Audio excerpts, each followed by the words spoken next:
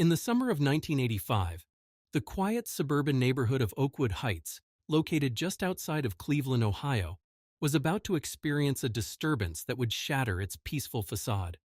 Nestled among tree-lined streets and well-manicured lawns, this middle-class community had long been considered a safe haven for families seeking the American dream. Oakwood Heights was characterized by its mix of ranch-style homes and two-story colonials, most built in the 1960s and 70s. The neighborhood prided itself on its strong sense of community, with annual block parties, a neighborhood watch program, and a close-knit group of residents who had lived there for decades. The events of that summer began to unfold on Maple Street, a typical suburban road with modest homes, each sporting a neatly trimmed front yard and a driveway occupied by family sedans and station wagons. It was here at 1542 Maple Street that Tom and Linda Harrison, a couple in their mid-40s, had lived for the past 15 years. Next door to the Harrisons, at 1544 Maple Street, resided Harold Simmons, a 72-year-old retiree who had moved to the neighborhood 5 years earlier. Simmons was known as a quiet, unassuming man who kept to himself, but was always polite when interacting with his neighbors. Across the street at 1543 Maple Street lived the Johnsons, a young family with 2 teenage children. Their daughter, 17-year-old Sarah Johnson, was a popular high school senior known for her outgoing personality and involvement in various school activities. The summer of 1985 had started like any other in Oakwood Heights. Residents were enjoying backyard barbecues, children were playing in sprinklers to beat the heat, and neighbors exchanged pleasantries while mowing their lawns or collecting mail. However, this sense of normalcy was about to be disrupted by a series of events that would leave the community shaken and forever changed. Tom and Linda Harrison, the couple at the center of this story, had been fixtures in Oakwood Heights since they moved there as newlyweds in 1970. Tom, 47, worked as a middle manager at a local manufacturing plant. He was known for his meticulous nature and logical approach to problem-solving, traits that served him well in both his professional and personal life.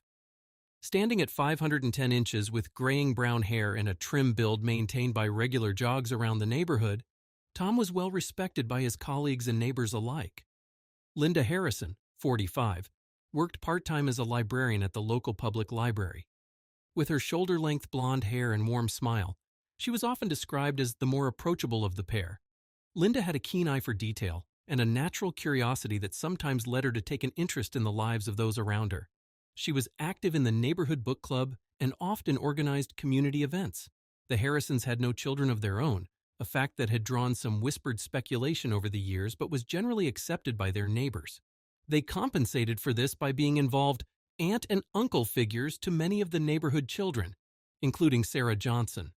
Harold Simmons, their next-door neighbor, was a widower who had moved to Oakwood Heights after retiring from his job as an accountant in downtown Cleveland. At 72, Simmons was still spry for his age, often seen tending to his immaculate garden or taking short walks around the block.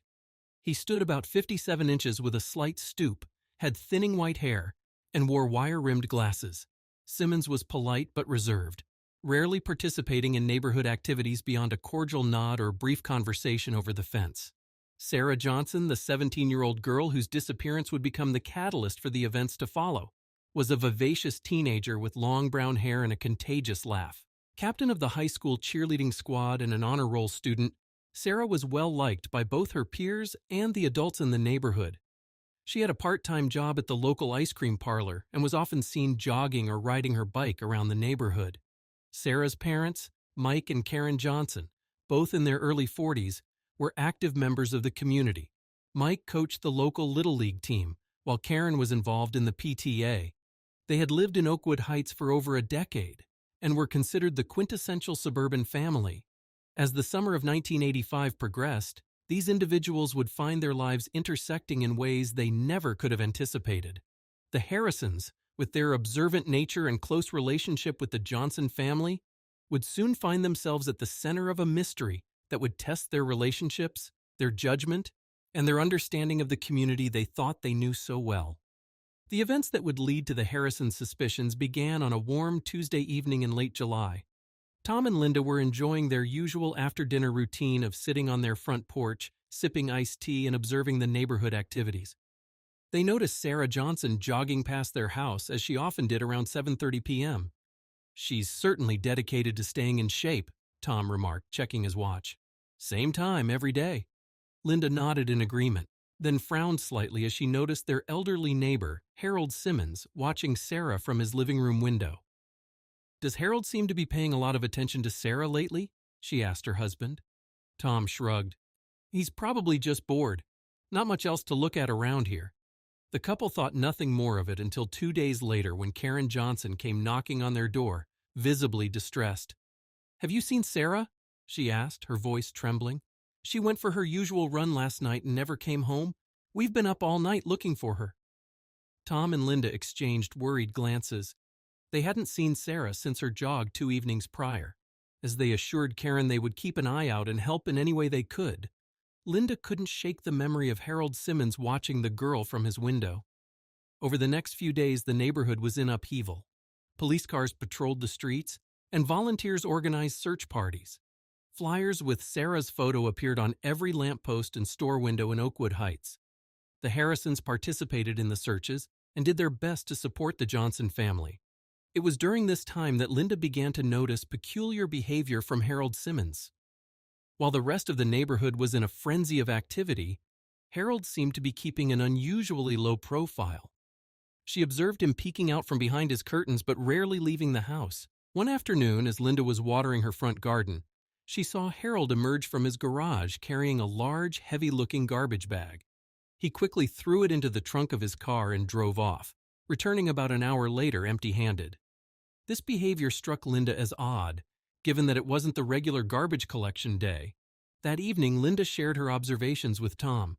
"Don't you think Harold's been acting strangely since Sarah disappeared?" she asked. Tom hesitated. "Well, he's always been a bit of a loner. Maybe he's just uncomfortable with all the commotion in the neighborhood." Linda persisted, but the way he was watching Sarah before she vanished, and now this secretive behavior, it just doesn't sit right with me. Tom sighed.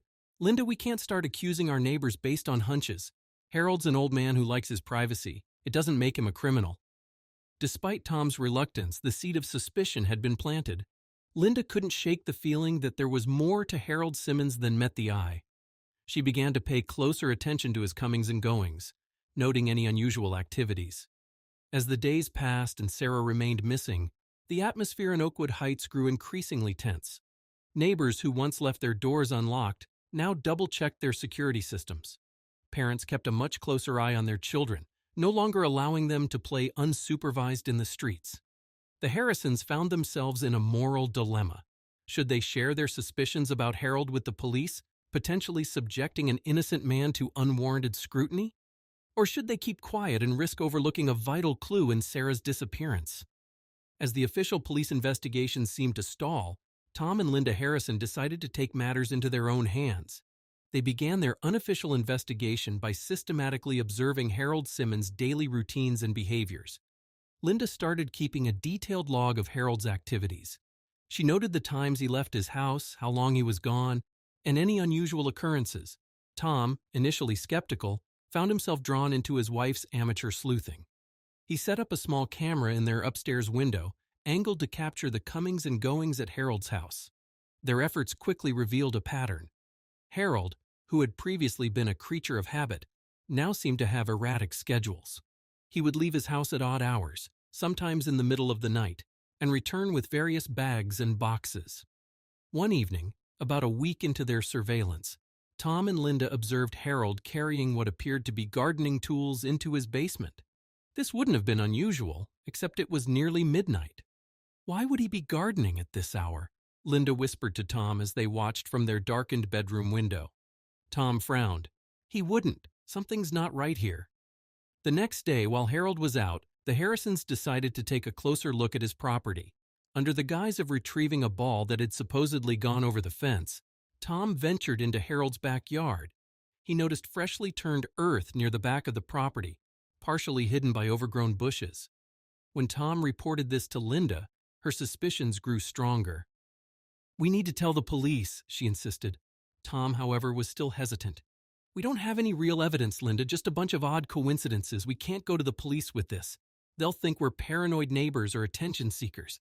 Frustrated by the lack of concrete evidence, the Harrisons decided to dig deeper.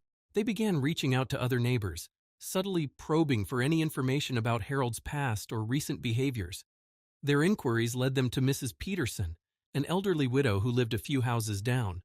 Over tea, she revealed some interesting information. You know, Harold wasn't always alone, she told them. When he first moved here, he had a granddaughter living with him. Sweet girl, about Sarah's age. But she left suddenly. Must be about 2 years ago now. Harold never spoke about it, and we all thought it best not to pry.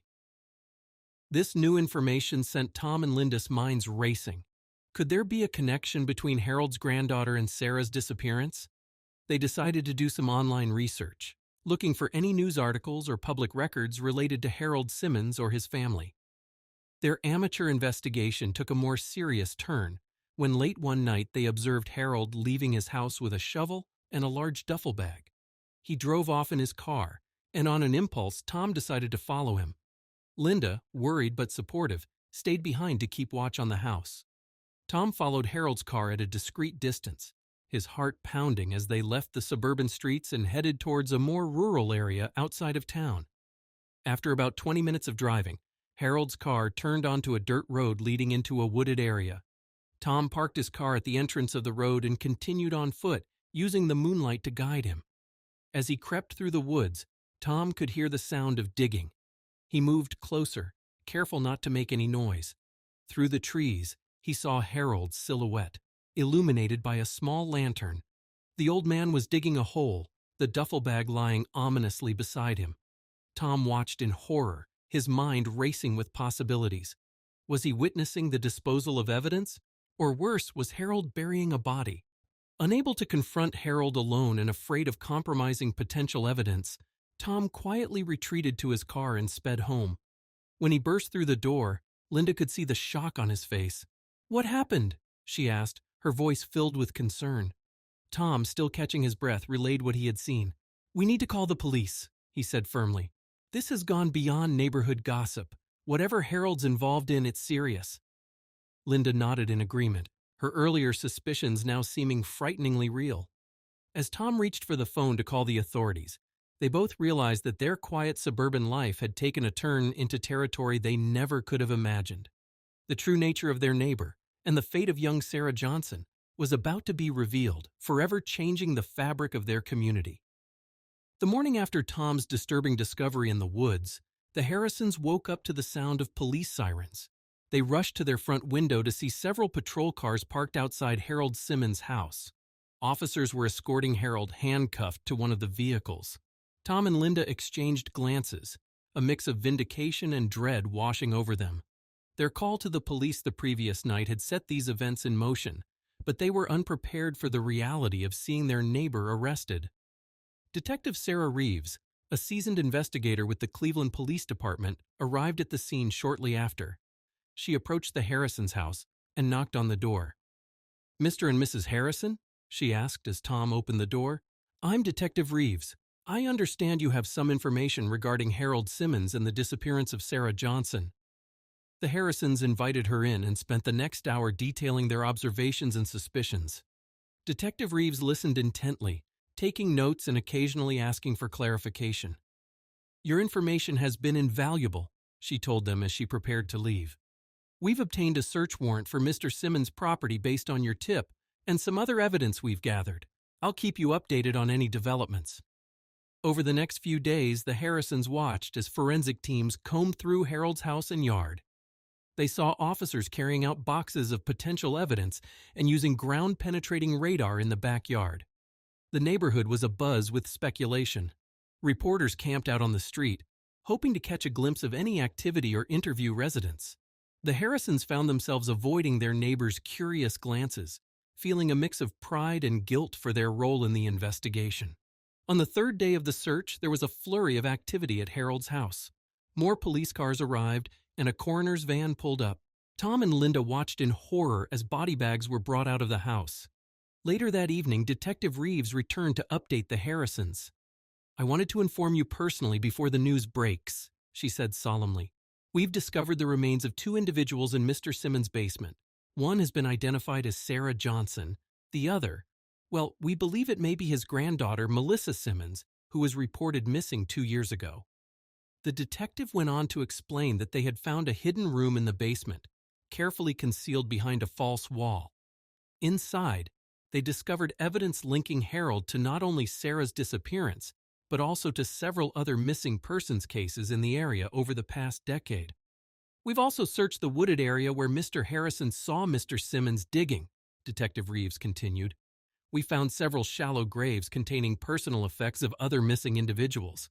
It appears we may be dealing with a serial killer who's been active for years. Tom and Linda sat in stunned silence, trying to process the information. Their quiet, unassuming neighbor, the man they'd waved to over the fence and exchanged pleasantries with for years, was potentially one of the most prolific serial killers in Ohio's history. In the days following the gruesome discoveries at Harold Simmons' house, the Harrisons found themselves grappling with a range of emotions. They were relieved that Sarah Johnson's fate had been uncovered and that a dangerous criminal had been apprehended, but they also felt a deep sense of guilt and horror at having lived next door to such evil for so long. A week after Harold's arrest, Detective Reeves contacted the Harrisons again. "Mr. Simmons has agreed to speak with us," she informed them. "Given your role in breaking this case, we thought you might want to be present for the interrogation. You'd be behind a two-way mirror, of course." Tom and Linda discussed it at length. Part of them wanted nothing more to do with the case, to try and forget the nightmare unfolding in their community. But another part felt a responsibility to see it through, to gain some understanding of how this could have happened right under their noses. Eventually, they agreed to attend. The next day, they found themselves in a small, dimly lit room at the police station, staring through a large mirror into an interrogation room. Harold Simmons sat at a table looking smaller and more frail than they remembered. His hands were cuffed to the table, and his eyes darted nervously around the room. Detective Reeves entered, accompanied by another officer. She sat across from Harold and began the interrogation. "Mr. Simmons," she started, her voice calm but firm, "you've waived your right to have an attorney present.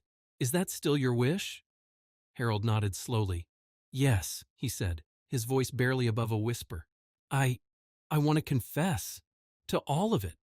What followed was a chilling account of Harold's crimes spanning over 2 decades.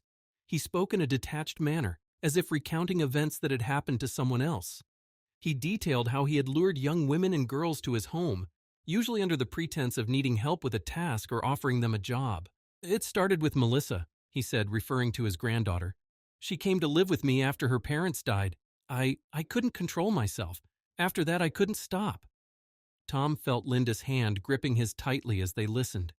Harold went on to describe how he had chosen his victims, how he had managed to avoid suspicion for so long, and how he disposed of the bodies. Sarah Johnson, he explained, had been a crime of opportunity. He had watched her jogging routine for weeks before finally acting. "I knew it was risky," Harold admitted. "She lived so close, but I couldn't help myself." As the interrogation continued, the Harrisons learned the full extent of Harold's crimes. There were at least 12 victims over the years, possibly more that he couldn't remember clearly. He had been meticulous in covering his tracks, using his knowledge as a former accountant to manipulate financial records and create false paper trails. Detective Reeves pressed him on his motivations, trying to understand what had driven him to commit such heinous acts. Harold's responses were vague and unsatisfying, often falling back on claims of uncontrollable urges and a troubled childhood. As the interrogation wound down, Harold suddenly looked directly at the two-way mirror. "I know they're there," he said, his voice stronger than it had been throughout the session. "The Harrisons. I want to talk to them." Detective Reeves glanced at the mirror, then back at Harold. "That's not how this works, Mr. Simmons. They're not here to speak with you." But Harold persisted. "Please," he said, "I need to explain. They were good neighbors. They deserve to understand." After conferring with her colleague, Detective Reeves left the room and joined the Harrisons behind the mirror. "It's entirely up to you," she told them. "You're under no obligation to speak with him, but if you want to, we can arrange it." Tom and Linda looked at each other, a silent communication passing between them. After a moment, Tom spoke. "We'll do it," he said. "We need to know why." With trepidation, they followed Detective Reeves into the interrogation room. As they sat across from the man they had called a neighbor for years, they prepared themselves for answers they weren't sure they were ready to hear. As Tom and Linda Harrison entered the interrogation room, the atmosphere grew palpably tense. Harold Simmons, hunched in his chair, lifted his gaze to meet theirs. For a moment, no one spoke. Detective Reeves broke the silence. "Mr. Simmons, you asked to speak with the Harrisons. They've agreed to listen, but they're not obligated to respond or stay if they feel uncomfortable. Do you understand?" Harold nodded slowly, his eyes never leaving his former neighbors. "Tom, Linda," he began, his voice cracking slightly. I'm sorry. I know that doesn't begin to cover it, but I needed to say it." Tom's jaw clenched, but he remained silent. Linda, her hands trembling slightly, spoke up. "Why, Harold? Why did you do it? How could you live next door to us, act normal, knowing what you'd done?" Harold's shoulders sagged. "I've asked myself that same question for years. The truth is, I don't have a good answer. There's something broken in me. Has been for a long time." He went on to explain how he had struggled with violent urges since his youth, how he had managed to suppress them for decades until the death of his wife.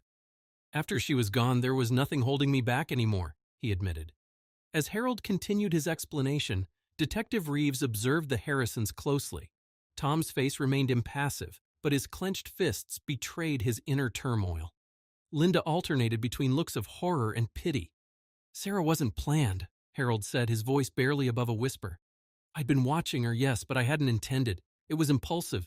I saw her that evening and something just snapped." At this, Tom stood abruptly, his chair scraping loudly against the floor. "That's enough," he said, his voice tight with anger. "We don't need to hear any more." As the Harrisons prepared to leave, Harold called out, "Wait, there's something else you should know." He looked at Detective Reeves. "There are two more bodies, in the state park near the old fire tower." The detective's eyes widened, and she quickly ushered the Harrisons out of the room. In the hallway, she thanked them for their cooperation and assured them that they would be kept informed of any developments. As Tom and Linda left the police station, they felt a strange mix of closure and renewed distress. The monster next door had been caught, but the extent of his crimes was still unfolding. Over the next few weeks, the police investigation intensified. The state park was thoroughly searched, and true to Harold's confession, 2 more bodies were discovered. The media frenzy around Oakwood Heights reached new heights, with national news outlets descending on the once quiet suburb. The Harrisons found themselves at the center of attention, hailed as the vigilant neighbors who had cracked the case. While some praised their actions, others in the community were less charitable, questioning why they hadn't noticed something sooner. As the case against Harold Simmons built, more details emerged about his crimes. Cold cases from across the state were reopened, and investigators began to piece together a timeline of his activities spanning over 2 decades. As summer turned to fall, the full extent of Harold Simmons' crimes came to light. The trial, which began in early October, captivated the nation. The Harrisons, along with other key witnesses, were called to testify. On the stand, Tom and Linda recounted their observations and the events that led to their suspicions. They described the quiet, unassuming neighbor they thought they knew, and the chilling realization of the evil that had been living next door. The prosecution presented a mountain of evidence: DNA samples, personal effects of the victims found in Harold's home, and detailed records of his movements over the years. Forensic experts testified about the conditions of the bodies and the methods used to conceal them. Perhaps the most damning evidence came from Harold himself. In a surprise move, he chose to take the stand. Over several days, he provided a full confession, detailing each of his crimes with a detachment that chilled everyone in the courtroom. He spoke of his troubled childhood, his struggles with violent impulses, and how the death of his wife had been the trigger that sent him spiraling into his killing spree. He described how he had carefully cultivated his image as a harmless retiree, using it as a cover for his heinous acts. When asked about Sarah Johnson, Harold's composure finally cracked. "I knew it was a mistake the moment I did it," he said, his voice trembling. "She was too close, too familiar. I knew it would raise suspicions, but I couldn't stop myself." As the trial progressed, the impact on Oakwood Heights became increasingly apparent. The once close-knit community was fractured, with neighbors viewing each other with suspicion and fear. Property values plummeted as people rushed to move away from the scene of such horrific crimes. The Harrisons, despite being hailed as heroes by some, found themselves struggling with the aftermath. They grappled with guilt over not having noticed sooner, and with the knowledge that their actions, while ultimately bringing a killer to justice, had irrevocably changed their community. After 3 weeks of testimony, the jury took less than a day to reach a verdict. Harold Simmons was found guilty on all counts. The judge, citing the heinous nature of the crimes and the need to protect society, sentenced him to multiple life terms without the possibility of parole. As Harold was led from the courtroom, he locked eyes with the Harrisons one last time. In that moment, they saw not the monster who had committed unspeakable acts, but the frail old man they had known as their neighbor. It was a disconcerting reminder of how evil can hide behind the most unassuming facades. The conclusion of the trial brought a sense of closure to many, but for the Harrisons and the residents of Oakwood Heights, the process of healing was just beginning. The community would never be the same, forever marked by the knowledge of what had transpired in their midst. In the months that followed, Tom and Linda found themselves grappling with complex emotions. They were proud of their role in bringing a dangerous criminal to justice, but they also mourned the loss of their sense of security and the innocence of their neighborhood. As winter settled over Oakwood Heights, the Harrisons made a decision. They put their house up for sale, ready to start fresh somewhere new. As they packed up their belongings, they reflected on the events that had transformed their lives and their community. They knew that wherever they went, they would carry with them the lessons learned from that fateful summer. That evil can lurk in the most unexpected places, that vigilance and community are vital, and that the truth, no matter how painful, must always come to light. 5 years after the events in Oakwood Heights, Tom and Linda Harrison had settled into a new life in a small town in upstate New York. They had chosen a close-knit community, not unlike their former neighborhood, but with the hope of leaving the painful memories behind. On a crisp autumn morning, as they sat on their new porch drinking coffee, Tom unfolded the newspaper. A small headline caught his eye: Oakwood Heights Memorial Park dedicated to victims of Harold Simmons. Linda leaned over to read the article. The community they had left behind had transformed the site of Harold's former home into a peaceful garden, with a plaque listing the names of all identified victims. It was a gesture of remembrance and healing, a way for the neighborhood to reclaim the space that had once housed such darkness. As they read, the Harrisons reflected on how their lives had changed. The notoriety from the case had faded, but the experience had left an indelible mark on them. They had become advocates for community awareness and safety, occasionally speaking at events about the importance of knowing one's neighbors and trusting one's instincts. The article mentioned that Sarah Johnson's parents had spearheaded the memorial project, channeling their grief into something positive for the community. It also noted that property values in Oakwood Heights had finally begun to recover, with new families moving in, drawn by the strong sense of community that had emerged from the tragedy. Tom and Linda had kept in touch with Detective Reeves, who informed them that the Simmons case had led to the solving of several cold cases across multiple states. Harold Simmons had died in prison 2 years after his conviction, taking some secrets to his grave, but leaving a legacy of increased vigilance in suburban communities nationwide. As they finished reading, Linda turned to Tom. "Do you ever regret it, getting involved?" Tom was quiet for a moment. "Sometimes I wish we could go back to not knowing, to that sense of security we had before. But then I think about Sarah, about all the victims and their families. We did the right thing, even if it cost us our peace of mind." Linda nodded, squeezing his hand. "We can't change the past, but we can help shape the future. Maybe that's the best way to honor what happened." As they sat there, watching their new neighbors go about their morning routines, the Harrisons felt a mix of caution and hope. They knew better than most that darkness could hide behind the most ordinary facades, but they also understood the power of community and vigilance in keeping that darkness at bay. The events in Oakwood Heights had changed them, changed an entire community, and in some ways changed the nature of suburban life itself. But as they looked out at their new neighborhood, Tom and Linda Harrison chose to focus on the potential for good in the connections between neighbors, the strength found in unity, and the importance of never turning a blind eye to the unexplained or the suspicious. The lesson of Harold Simmons would stay with them always, that in the face of evil, silence and inaction were never the answer, and in that knowledge they found a new kind of peace,